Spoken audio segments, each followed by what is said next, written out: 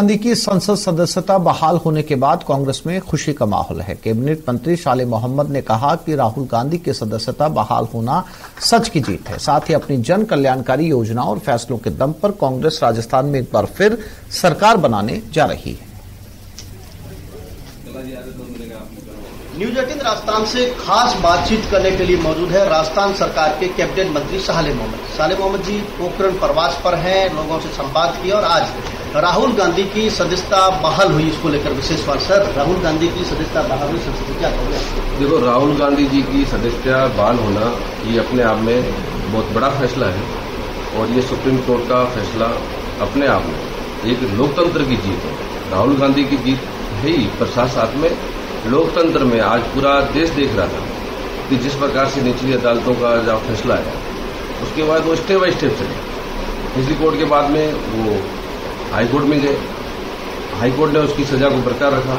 उसके बाद हमें ये उम्मीद थी कि सुप्रीम कोर्ट से हमें न्याय मिलेगा। आपने देखा राहुल गांधी जी जब से उन्होंने भारत जोड़ो यात्रा निकाली उसके बाद में जो देश के मुद्दों के लिए जो आज देश में मुद्दे चल रहे हैं, आज देश में महंगाई गरीब आदमी का जीना भी दुश्वार हो गया। तो ऐसी स्थिति में राहुल गांधी जी ने गरीब की आवाज बनकर भी बोली महंगाई के खिलाफ। और जो देश में एक नफरत का जो माहौल है, उस नफरत के माहौल को उन्होंने कहा खत्म करो। एक नफरत के माहौल खत्म करने के लिए मोहब्बत की दुकान खोलो, देश में भाईचारा, सद्भावना, एकता बनी रहे।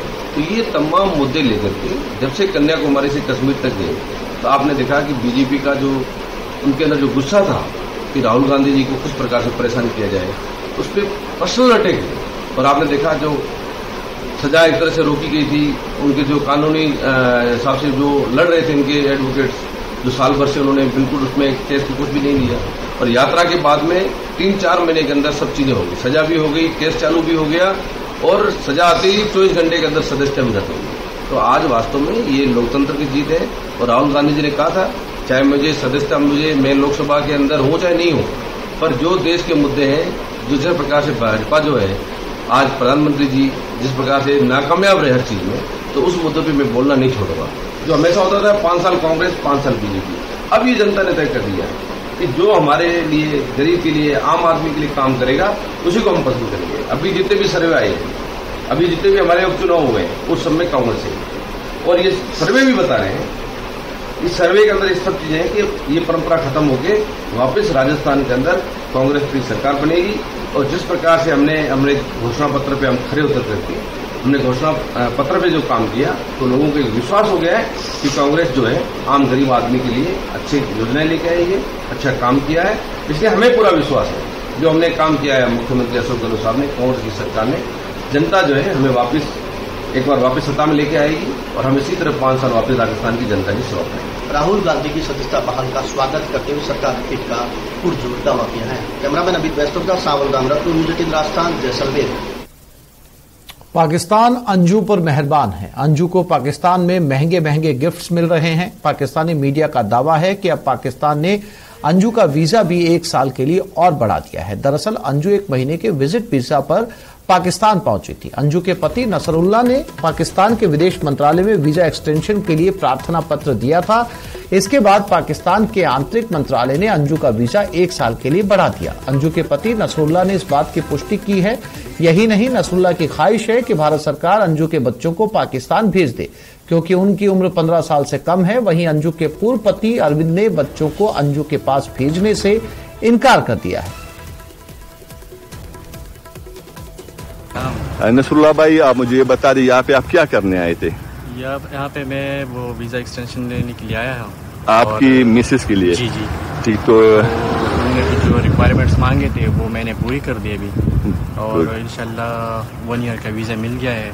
माशाल्लाह, कंग्रेचुलेशन जी, थैंक यू। और कोई यहाँ पे कोई दिक्कत तो नहीं हुई, कोई परेशानी? फुल कोऑपरेशन हो रही है हमारे साथ और इदारे सारे कोऑपरेट कर रहे हैं, हमें सपोर्ट दे रहे हैं। अच्छा, जो डॉक्यूमेंट्स थे पूरे आपने इनको हैंडओवर कर दिए? डॉक्यूमेंट्स मांगे थे वो हमने पूरी कर दिए। और आपको उन्होंने लेटर का अभी बाय हैंड दिया? लेटर का भी है, बाय हैंड नहीं, क्योंकि उनके कुछ प्रोसेस है, 10 डेज लगते हैं उसमें। अच्छा, मतलब आफ्टर 10 डेज आपको लेटर मिल जाएगा फॉर 1 ईयर? जी, मिल जाएगा। राज्य सरकार एक और भ्रष्टाचार के खिलाफ जीरो टॉलरेंस नीति के तहत सख्त कार्रवाई के मूड में है। वहीं दूसरी ओर सरकार के अधिकारी ही राज्य सरकार के मंशा को चूना लगा रहे हैं।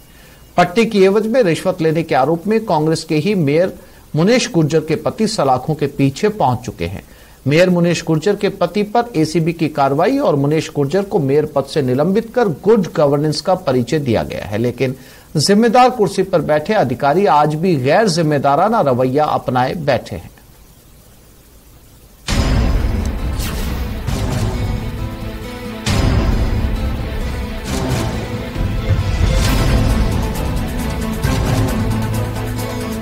स्वायत्त शासन विभाग इस बारे में क्या कुछ एक्शन ले रहा है? एक्शन ले चुके ना, एक्शन लिया जा चुका है, और क्या अपेक्षा है?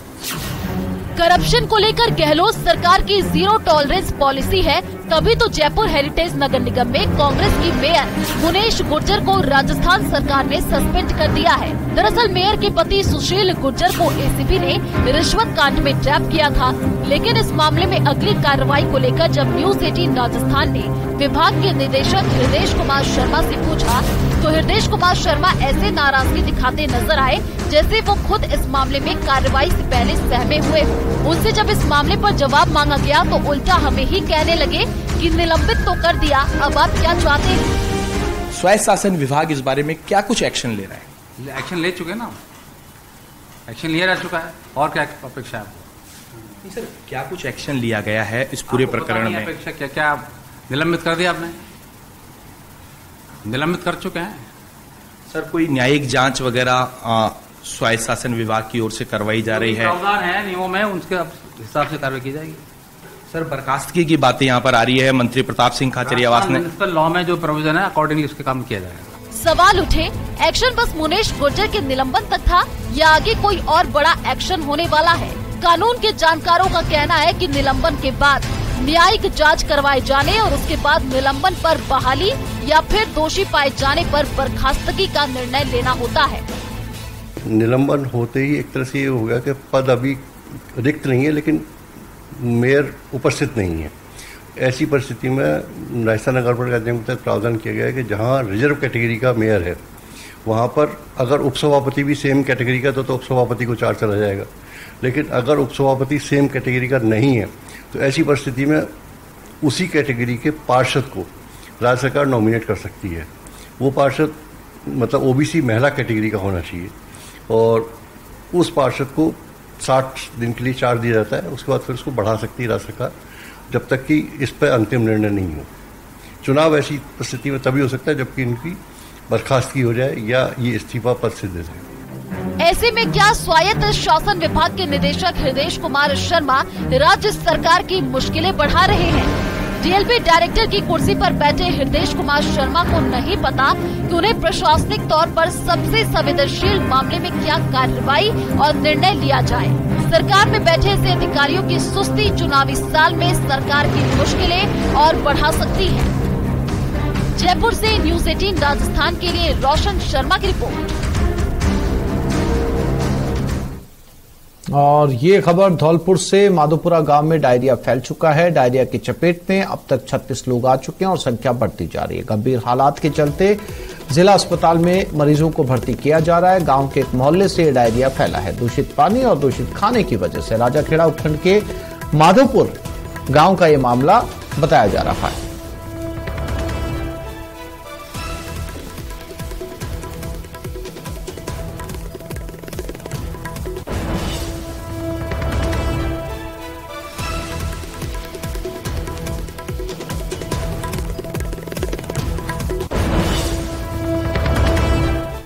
राजसमंद के खमनोर से ये खबर है। तहसील के भेसा कमेड़ गांव में तेंदुए ने दस्तक दी। लेपर्ड की दस्तक से लोगों में खौफ है। सीसीटीवी कैमरे में लेपर्ड कैद हो गया। एक मकान की दीवार पर लेपर्ड दिखा। स्थानीय निवासी की दीवार पर लेपर्ड नजर आया। तेज रोशनी देखकर लेपर्ड भाग गया। स्थानीय लोगों ने वन विभाग को सूचना दे दी है।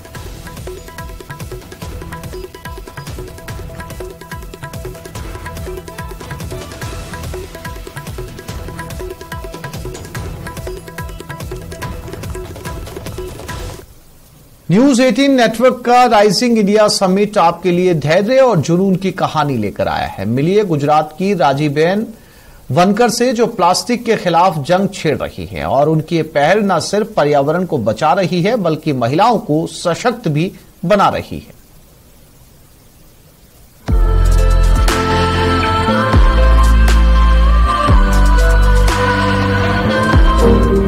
मिलिए गुजरात की राजीबेन वनकर से जो प्लास्टिक के खिलाफ जंग छेड़ रही हैं और उनकी ये पहल न सिर्फ पर्यावरण को बचा रही है बल्कि महिलाओं को सशक्त भी बना रही है। गुजरात के भुज के कोटाय गांव में 6 लड़कियों और एक लड़के के परिवार में जन्मी राजीबेन को सामाजिक दायित्व के कारण शिक्षा के अधिकार से वंचित कर दिया गया था। राजीबेन वानकर समुदाय से हैं। 12 साल की उम्र में उन्होंने खादी बुनाई की कला सीखी जिस पर पूरी तरह से पुरुषों का वर्चस्व था। राजीबेन के पति के निधन के बाद उन्होंने 3 बच्चों के साथ उन्होंने अपने परिवार का पालन पोषण करने के लिए कपड़ा बुनाई शुरू कर दी और 2012 में उन्होंने अपसाइकल प्लास्टिक की बुनाई के बारे में सीखा और इसने उनका जीवन हमेशा के लिए बदल दिया। અમે છે ને વેસ્ટ પ્લાસ્ટિકનું વીવિંગનું કામ કરીએ છીએ, જે વેસ્ટ ઢબલા આપણે કહીએ છીએ, માર્કેટિંગમાંથી લઈ આવીએ છીએ બકાલામાં, પછી ટૂટમાં, અને પછી એને આપણે જ્યાં ત્યાં નાખી દઈએ છીએ। એનાથી શું થાય છે કે પ્રદૂષણને નુકસાન થાય અને જે ગાય ખાય છે મૃત્યુ પામે છે। તો અમે બહેનો એક મંડળ હતું અમારું બહેનોનું, જે અમે બચત કરતા હતા, સખી મંડળ જે કહેવાય। और अपने जुनून को आगे बढ़ाते हुए 2018 में राजीबेन ने अपनी खुद की इकाई स्थापित की और अपने गांव की महिलाओं को प्लास्टिक को अलग करने, साफ करने, काटने और बुनाई का प्रशिक्षण दिया। फिलहाल राजीबेन के साथ करीब 60 महिलाएं काम करती हैं, जिनमें से 50 महिलाएं गांव में पॉलीथीन इकट्ठा करती हैं। राजीबेन लगभग 50 उत्पाद बनाती हैं, पर्स से लेकर वॉलेट्स, चश्मे के कवर से लेकर ट्रे, फोल्डर से लेकर फर्श मैट आदि तक। ये उत्पाद न केवल भारत में बेचे जाते हैं बल्कि उनके प्रयासों को दुनिया भर में मान्यता प्राप्त है। જેમ કે આ બેગ છે, આ બિસ્કિટના રેફરમાંથી બનાવેલો છે। બિસ્કિટનું રેફર આવે એને નાના નાના ટુકડામાં કટિંગ કરી એને ચોડી લાંબી પટ્ટી બનાવીને વીવિંગ કરી અને આ બેગ બનાવ્યું છે। એવા ઘણા બધા બેગ છે જેમાં પેન્સિલ પાઉચ છે, પછી આ ચશ્મા કવર છે, પછી આ ટ્રે છે। राजीबेन वनकर एक असाधारण शख्सियत हैं और न्यूज 18 नेटवर्क उनके दृढ़ संकल्प और समर्पण की सराहना करता है। वो राइजिंग इंडिया की शीर्ष शक्ति का एक बेहतरीन उदाहरण है। जो मैं कर सकती हूं में विश्वास करती हैं। और राजधानी जयपुर से खबर, जलदाय विभाग के मिस्त्री खाना दफ्तर पर छापे की कार्रवाई। जीएडी प्रशासन ने पीएचडी दफ्तर पर छापा मारा है। अधिकांश अधिकारी कर्मचारी ड्यूटी से नदारद मिले। अधिशासी अभियंता संजय शर्मा एएन जेएन भी दफ्तर में नहीं मिले। अधिकारियों के नहीं आने से कर्मचारी भी कार्यालय में उपस्थित नहीं है। जीएडी की टीम उपस्थिति रजिस्टर की जांच कर रही है। जीएडी के छापे से जलदाय विभाग में हड़कंप मचा हुआ है। राकेश शर्मा हमारे साथ जुड़ गए। राकेश, अधिकारी गायब हैं तो कर्मचारी भी नहीं आते, ऐसे में आम जनता का काम समझ में आता है कि क्यों देरी से होता है। क्या मिला छापेमारी में टीम को?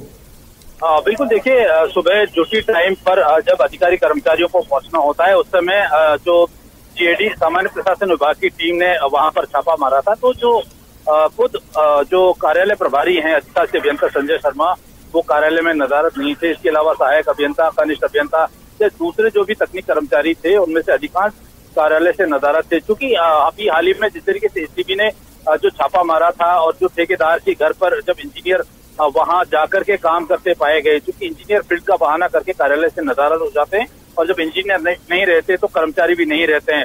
तो अब जीएडी ने जो छापामार कार्रवाई की है इससे निश्चित तौर पर जलदाय विभाग के जो अधिकांश कर्मचारी अधिकारी अपने कार्यालय से नदारद रहते हैं। सरकार ने इनको जनता की सेवा के लिए बिठाया, लेकिन ये जनता की सेवा के बजाय जनता के लिए समस्या ज्यादा पैदा करते नजर आते, क्योंकि कार्यालय में अधिकांश कार्यालय में चाहे मुख्यालय हो या अतिरिक्त अभियंता का क्षेत्रीय संभागीय जो कार्यालय है वहां पर अधिकांश कर्मचारी नदारद रहते हैं। तो अब ये कार्रवाई हुई है, इससे पूरे जलदाय प्रशासन में हड़कंप मचा है। पीएचडी मुख्यालय में भी इसको लेकर के जो तुरंत अधिकारियों को वहां पहुंचने के दिशा निर्देश जारी किए गए, क्योंकि यहाँ पर एक तरीके से हम कहें, ये कहना गलत नहीं होगा कि जलदाय विभाग में पोपाबाई का राज चलता है। यहाँ पर ना तो इनके कामकाज की कोई मॉनिटरिंग की जाती है, ना किसी तरह की जिम्मेदारी दी जाती है। जो जिम्मेदार अधिकारी हैं वो खुद जो है जिस तरीके से ठेकेदारों के यहाँ काम करते पाए गए हैं, तो एक गंभीर सवाल खड़े होते हैं। अब इस कार्रवाई में किस तरह का एक्शन होता है ये देखने वाली बात। जी, जानकारी के लिए आपका धन्यवाद।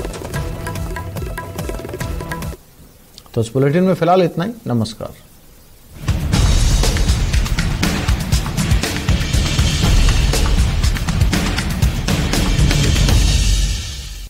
हेडलाइंस प्रेजेंटेड बाय पेट सफा आयुर्वेदिक चूर्ण, पेट सफा तो हर रोग दफा।